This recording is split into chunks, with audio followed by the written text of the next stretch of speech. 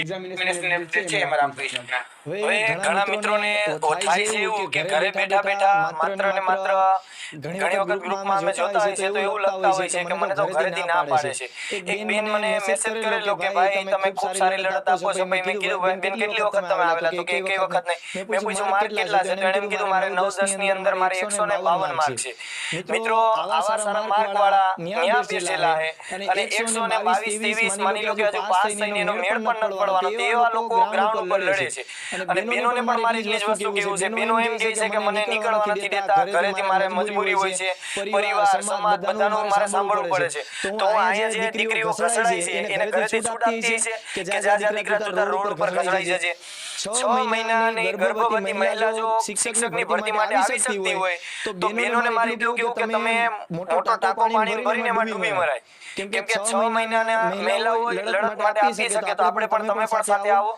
એક બધા પાસે આશા રાખીએ છીએ અને બીજું કે ભાઈઓને પણ અમે કહીએ છીએ કે તમારે જો નોકરી લેવી છે તો તમે પણ સાથે આવો જેથી કરીને વધુ લોકો સાથ આપે તો આપણે મોટી સંખ્યામાં ભરતી લાવી શકીએ બાકી ભરતી તો આવવાની છે પણ નાની અમથી આવશે ને તો એમાં થશે એવું કે ઉપરના 100-200 લોકો લાગી જશે ને બાકી બધા આપણે લોકો રહી જશે તો આવું ના થાય એટલા માટે થઈ અને બધા જ મિત્રોને કહીએ છીએ કે સાથ સહકાર અને સહયોગ આપો જેથી કરીને મોટી સંખ્યામાં આપણે ભરતી લાવી શકીએ ત્રણ વસ્તુ કરવા જેવી છે મારા મતમાં છે ને એક સાથે જ્ઞાન સહાયકો બધા નીકળી જાય ઓન ધી સ્પોટ ભરતી નો કરે ને તો કેજો મને કરવી જ પડશે પણ આ લોકો છે ને આમાં શું થાય ખબર જ્ઞાન સહાયકો છે ને એટલે સરકારી શાળાઓમાં ભણાવાય છે ગઈકાલે મેં એટલું જોયું કે એક સ્કૂલમાં ખાલી શિક્ષકો નથી વાલીઓએ હોબાળો કરી નાખ્યો સરકારી શાળામાં આ જ્ઞાન સહાયકો ખાલી નીકળી જાય ને એટલે ગુજરાતની તમામ શાળામાં હોબાળો થાય કારણ કે સત્ર શરૂ થયું અને શાળામાં શિક્ષકો નહીં હોય ત્યારે ભરવા જ પડશે એક બાજુ હોબાળો ન્યા થાય ને આ બાજુ તમારી માંગ મૂકી દો કે 36,000 પ્લસ ની ભરતી છે તમારું મહેકમ છે પૂરું કરો નો માને ને એવું ન બને મેક્સિમમ ભરતી આવે ના આવે આ શક્ય છે પણ આ બધું જ કેવી રીતના થાય ખબર પ્લાનિંગ થી થાય સહકારથી એટલે 7500 જગ્યા તો આવવાની જ છે હા ઈ તો ફાઇનલ છે કઈ પ્રકારે ભરવાના છે આ છે તે છે ઈ આગામી રણનીતિમાં સીએમ જોડે જ્યારે હમણાં તમે કીધું કે બુધવાર આજુબાજુ બેઠક કરવાના છીએ તો ઈ બેઠકમાં નક્કી થશે પણ એક બીજું મારે ઈ કેવું છે કે હજી આ લોકો આહવાન કરે અને સંખ્યા વધે અને પૂરું મહેકમ ભરવા માટે તમે સરકારને ફરજ પાડી શકો છો યસ અને આ શક્ય છે જો 7500 આપતા હોય શા માટે બીજી જગ્યા ન 2000 માણસો હશે મારા ખ્યાલથી ઈ દિવસે તમે 2000 ટીચરો છો 2000 માં જો 7500 આપતા હોય તો 35000 માં એટલે આમાં બે ત્રણ વસ્તુ કરવા જેવી છે મારા મત મુજબ સીએમ સર કે એક તો પેલા છે ને એક સાથે જ્ઞાન સહાયકો બધા નીકળી જાય ઓન ધી સ્પોટ ભરતી નો કરે ને તો કેજો મને કરવી જ પડશે પણ આ લોકો છે ને આમાં શું થાય ખબર જ્ઞાન સહાયકો છે ને એટલે સરકારી શાળાઓમાં ભણાવાય છે ગઈકાલે મેં એટલું જોયું કે એક સ્કૂલમાં ખાલી શિક્ષકો નથી વાલીઓએ હોબાળો કરી નાખ્યો સરકારી શાળામાં આ જ્ઞાન સહાયકો ખાલી નીકળી જાય ને એટલે ગુજરાતની તમામ શાળામાં હોબાળો થાય કારણ કે સત્ર શરૂ થયું અને શાળામાં શિક્ષકો નહીં હોય તો એને ભરવા જ પડે એક બાજુ હોબાળો ન્યા થાય ને આ બાજુ તમારી માંગ મૂકી દો કે 36,000 પ્લસ ની ભરતી જે તમારું મહેકમ છે એ પૂરું કરો નો માને ને એવું ન બને મેક્સિમમ ભરતી આવે ના આવે આ શક્ય છે પણ આ બધું જ કેવી રીતના થાય ખબર પ્લાનિંગ થી થાય સહકારથી થાય એક વસ્તુ છે કે કમિટી નક્કી કરશે કે બધું જ બધાને જ ભેગા કરીને આ વખતે ટીચરોની તમામ માંગોને ઝીરો કરી દઈએ હું તો એમ કહું છું જ્યારે કમિટી આહવાન કરે ને આવી જ જાઓ બરોબર છે બધા માટે બધા મુદ્દા માટે દરેક માટે લડવાનું છે અને આપણી ઈચ્છા એવી જ છે કે બધાનો સમાવેશ થઈ જાય સારામાં સારી ભરતી આવે દરેક વિષયના શિક્ષકોને આ બધા મેસેજ કરે ટેટ 1 ટેટ 2 નું હું એના માટે તો લડત છે બાકી માધ્યમિક ઉચ્ચતર માધ્યમિક અત્યારે આપી જ છે લડત હવે ટેટ 1 ટેટ 2 માટે જ છે અન્ય માધ્યમ માટે છે અને બીજું સંખ્યા વધારવા માટે કારણ કે વિષયની હજી સ્પષ્ટતા નથી કરી કયા વિષયની કેટલી આવશે તો અત્યાર સુધી જો આપણે છેલ્લે વાત કરીએ તો લગભગ આપણા આ જે હક અને ન્યાય અને અધિકાર માટેની લડતની વાત કરીએ તો લગભગ આપણે એકાદ વર્ષ પૂરું થવા આવ્યું છે કેમ કે ગત વર્ષે આપણે 10/7/2023 ના રોજ આપણે પતિકા ખાતે બધા મિત્રો આપણે ભેગા થયેલા હતા જ્યારે જ્ઞાન સહાયક 11 મહિનાનો કરાર આવ્યો ત્યારે એના વિરોધ પ્રદર્શનને લઈ અને 10/7/2023 આપણે ગયા વર્ષે એક સાથે બધા મળેલા હતા ત્યારથી લઈને આજે જોવા જઈએ તો જૂન પણ પૂરો થવા આવ્યો છે અને જુલાઈ ની હમણાં શરૂઆત થઈ જશે એક વર્ષ પૂરું થઈ જશે તેમ છતાં પણ હજુ કંઈક ને કંઈક આપણે એવી અમુક ભૂલોના લીધે કે હજુ સુધી આપણે ન્યાય નથી મળેલો જે જાહેરાત થયેલી છે અમુક વસ્તુ થોડીક માની લો ભરતીની પણ વાત થયેલી છે પરંતુ એ નાની અમથી વાતની અંદર આવીને આપણે એ ન્યાય મળશે એવી વસ્તુ આપણે ધારી નથી લેવાની પેલા તો વાત કરીએ કે આપણે 1 વર્ષથી સતત લડતા આવ્યા છે. આપણે દાંડી યાત્રા કાઢી હોય, જનમંચ કરેલો હોય, રેલીઓ કાઢી હોય, નારાઓ કર્યા હોય, ગણેશજીને પણ આવેદન આપી દીધું છે, શંકર મહાદેવને પણ આવેદન આપી દીધું છે. નાના મોટા બધા જ મંદિરોમાં આપણે બધી જ જગ્યા બને ત્યાં સુધી રજૂઆત પણ કરી દીધી છે. તેમ છતાં પણ હજુ સુધી આપણો કોઈ નિવાડો આવ્યો નથી. અને કંઈક ને કંઈક જોવા જઈએ તો આપણી સંખ્યાબળના અભાવના લીધે હજુ સુધી આપણે ન્યાય નતો મળ્યો. મને એવું લાગે છે અત્યાર સુધીના અનુભવ પ્રમાણે.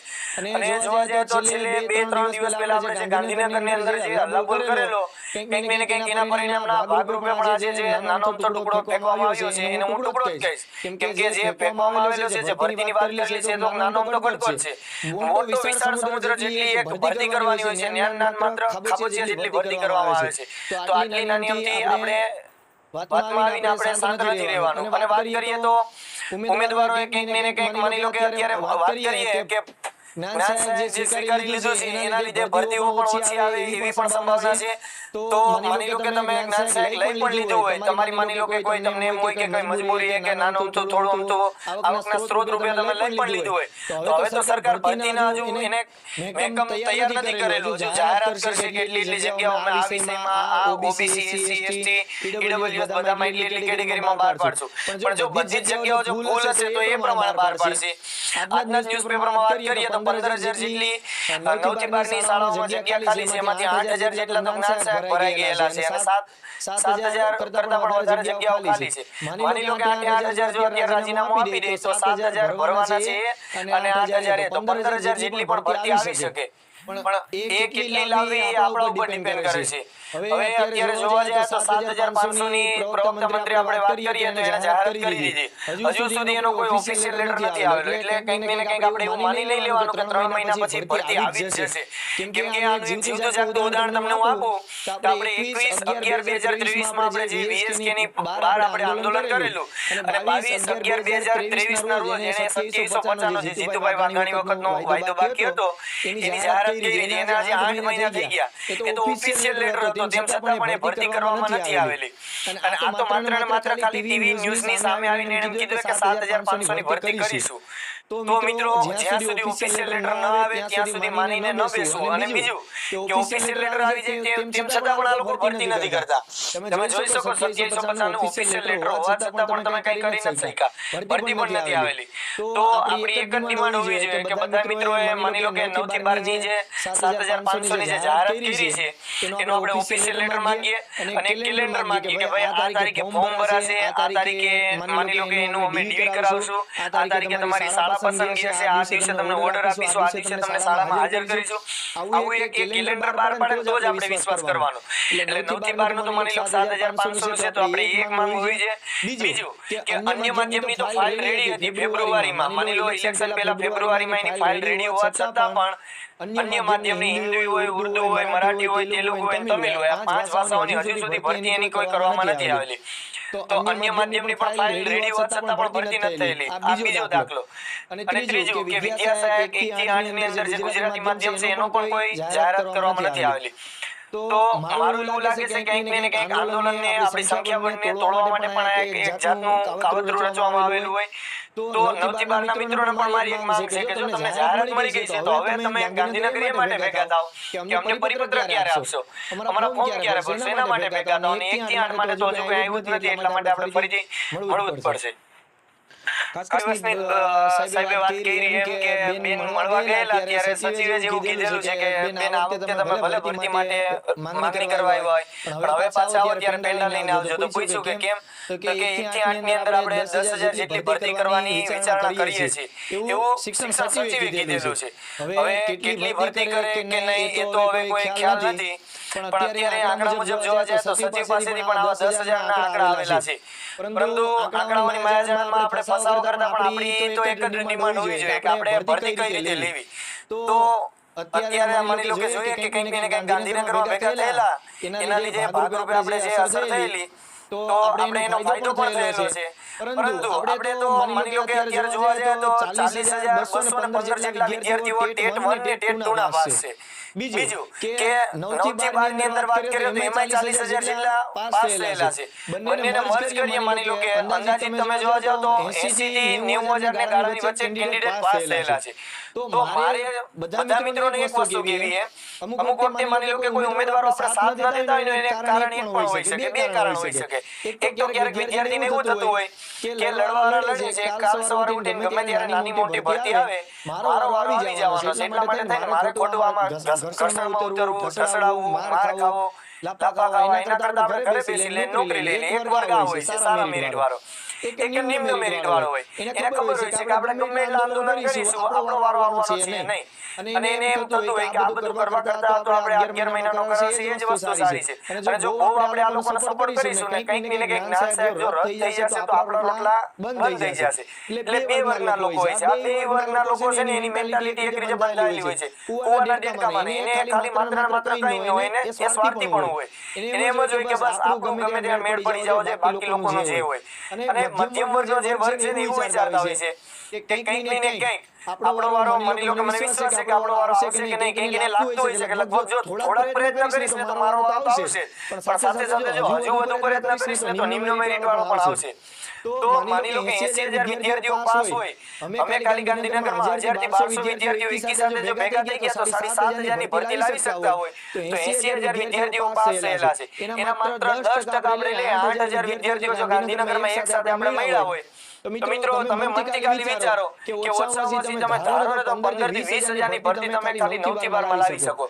તો જો આટલો મોટો વર્ગ આપણે પાસ થયેલો હોય, તમે ખાલી તમે ન બોલી શકો, તમે ન કઈ કરી શકો તો કઈ નહીં, પણ જે લોકો લડે છે, જે લોકો ગ્રાઉન્ડ ઉપર ઉતરે છે, એની સાથે તમે ખભોથી ખભો મિલાઈને ખાલી બાજુમાં ઉભા રહેશો ને તો પણ અમારી હિંમત બમણી થઈ જશે. અમે 50 લોકો હોય ને તો પણ અમે ભરતી માટે સતત ને સતત લડતા આવ્યા છે. 1000 હોય ને તો પણ આપણે લડતા આવ્યા છે. અને કોઈ નતું ત્યારે આપણે 10-15 લોકો, તમે આપણે વરસાદ ચાલુ હતો ત્યારે પણ આપણે લડતા. તો મિત્રો મારી એક જ રજૂઆત છે કે જેમ બને એમ આપણો ઉદ્દેશ એક જ છે કે વધુમાં વધુ સંખ્યામાં ભરતી થાય.